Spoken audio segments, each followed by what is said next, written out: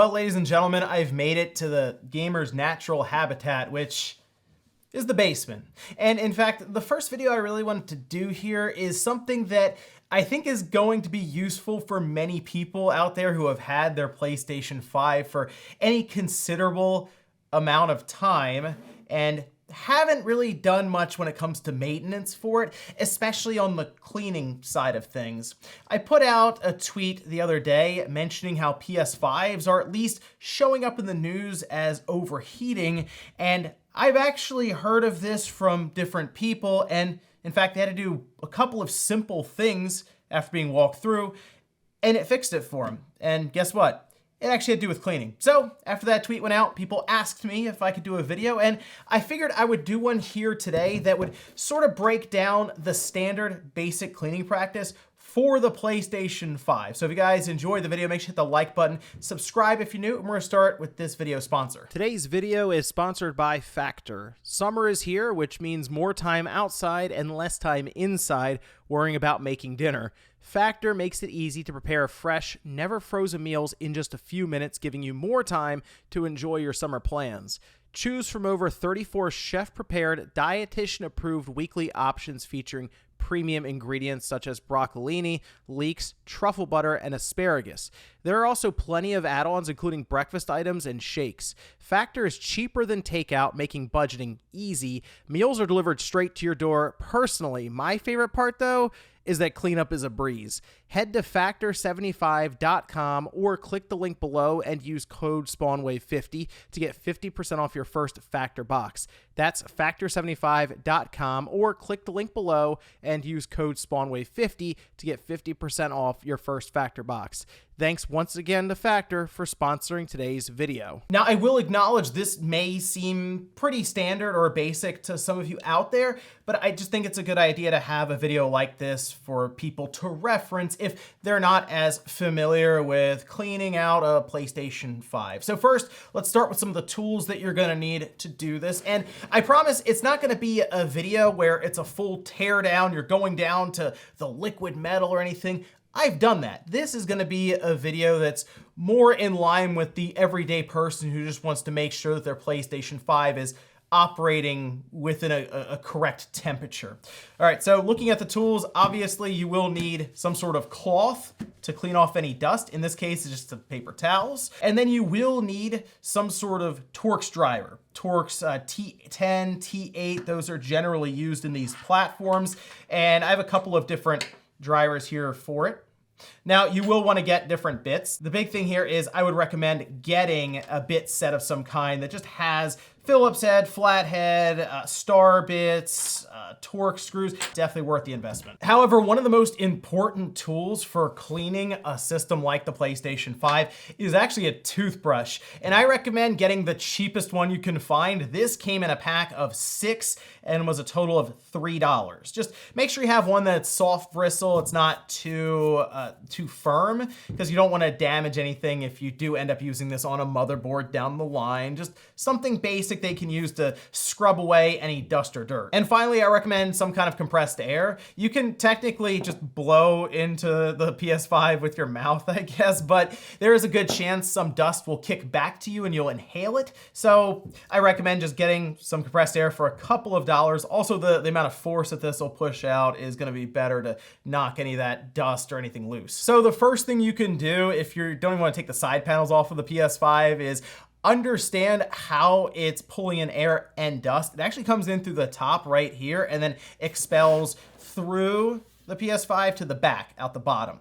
Technically, you could take some compressed air and just sort of spray in these vents and then come around here and spray on here. And you'll probably have a lot of dust and different things kind of kick out at that point. And if you do that frequently, you probably won't have a lot of buildup inside of the PlayStation 5. But if you have pets or maybe people in the house that are smoking, you have a higher chance of having larger pieces of debris or dust bunnies inside that won't actually get to. Which means we get to start the disassembly process. And fortunately for us, Sony did a pretty good job setting up the PS5 for maintenance. This side panel comes off. It is hooked on the sides here. You basically want to lift up on this side when it's locked in and then pull it that way. As you can see, they're keyed up. At which point, we have immediate access to our fan, which is awesome because in other systems, think of even the PlayStation 3, whew, that was a whole thing.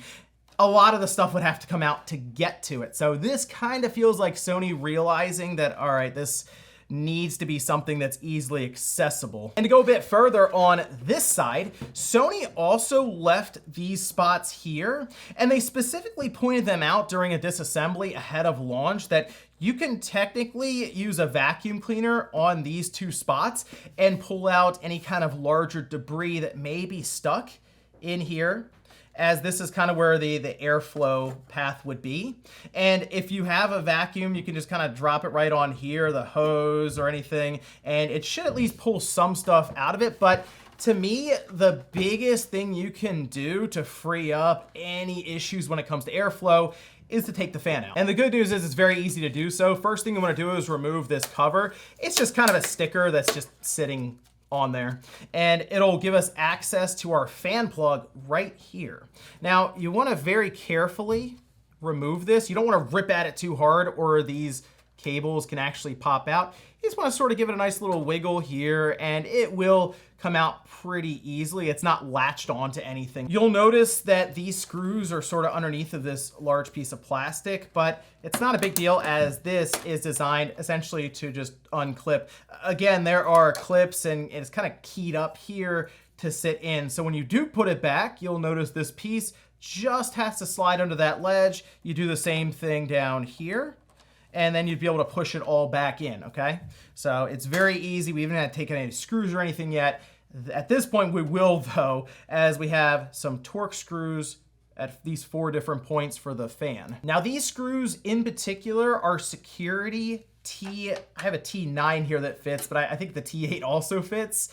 And that means that there's like this little piece of metal there in the middle, so you will need a bit that actually has kind of a piece punched out right here, and that'll fit in. That generally comes in a lot of those larger bit sets, the T8, T9, T10 security. It's becoming more and more common, especially with like the PlayStation 3 and the Xbox 360, and definitely with the Xbox One and the PS4. So we just need to go around here and unscrew these 4 points. It's also important to note that these screws are basically all different sizes, okay? So you wanna keep track of that. But then we have our vent comes out there, and so does our fan. Also, this probably goes without saying, but make sure your fan is spinning.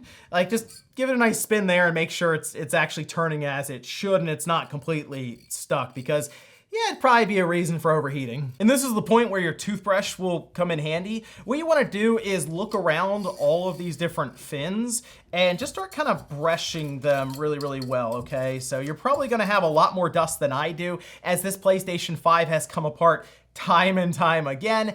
If I had not taken this PS5 apart since launch, I'm sure I'd have all kinds of dust sitting around this and definitely in there with the heatsink, but you can see I still have some buildup in here. And I mean, this fan is continuously spinning, sometimes faster and faster depending on what you're doing on the screen. But just do your best to kind of get in around here. And as you are loosening it, take your compressed air and just kind of spray it, and you'll start to see dust and other things kind of flying out of there. Just do your best to clean up as much as you can, and understand that when you do put this back in, it's gonna spin up, and anything that was loose on here that you may have kind of moved around will probably actually get pulled back through the PS5 and kicked out the back. So with the fan clean, it's time to go dust bunny hunting, and this is typically the thing that would cause the most issue with your PlayStation 5 and may actually be why it's overheating. And when we remove that fan, you can have a pretty good look at the opposite side of the heatsink, which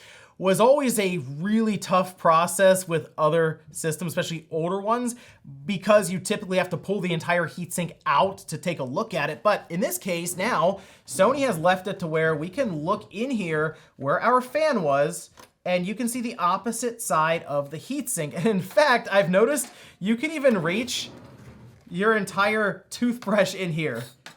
So you can basically go along here. You're not gonna hurt the heatsink, don't worry, not with these bristles. And just loosen up whatever's there. In fact, in some cases, you might open this up and just see dust bunnies and you just kind of pick them out of there. And then of course, take our compressed air and just go to town, start spraying in here, getting as much stuff out as you can. Really, when you've done the correct amount of cleaning, you should be able to see through your heatsink, because on the opposite side is actually the back of your PlayStation 5, and you can even see that part of the heatsink here. Okay, so at this point, we've cleaned our fan up. We've also cleaned out the chamber where air flows through and removed as much junk and debris as we can.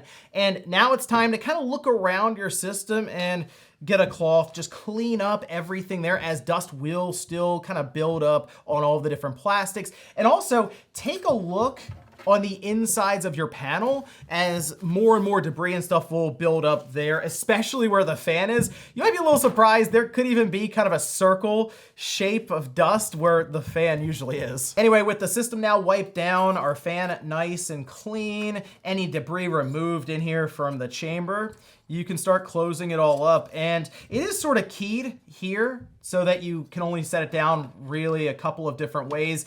You could technically put it in backwards, I guess, but it's obvious that you would have to put it in this way with where the cable is lying right here. Go ahead and put your cables for the fan underneath the plastic guide there and just plug it in. Then you want to go ahead and put your fan grill down. Again, it is sort of keyed up here to sit just like that, with this piece of metal kind of holding down with a little bit of pressure on those cables. Then you just want to put your screws back in. If you lost track, I'll go over this very briefly. We have the longer wide thread in this top left. The bottom left, we have a smaller screw, and then the last two left are both the same size, kind of the medium length with tighter threads.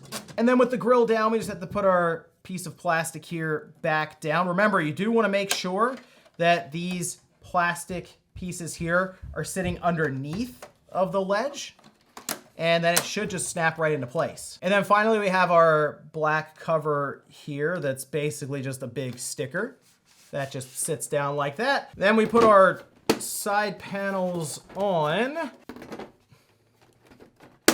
and that's it. We're all done. And at this point, you should be good to go. Go ahead and turn the system on and see if you get some extra dust and stuff flying out of the back as the fan kicks on. But for the most part, doing this maybe once a year should be enough maintenance for the PlayStation 5. This is one of the biggest things that Sony did from the factory that I think was awesome, is it's pretty easy to maintain when it comes to cleaning it and being able to get into the system without actually having to remove all the screws, all the components to get into the system like we've had to do before. But as I mentioned, I know this may have been kind of a basic video for people out there, but I think it's also a very important one, especially if you want your PS5 to last the entirety of the generation. It's important stuff to keep it clean so it can breathe well. But let me know what you guys thought about this one down below. Thank you so much for watching, and I'll see you next time.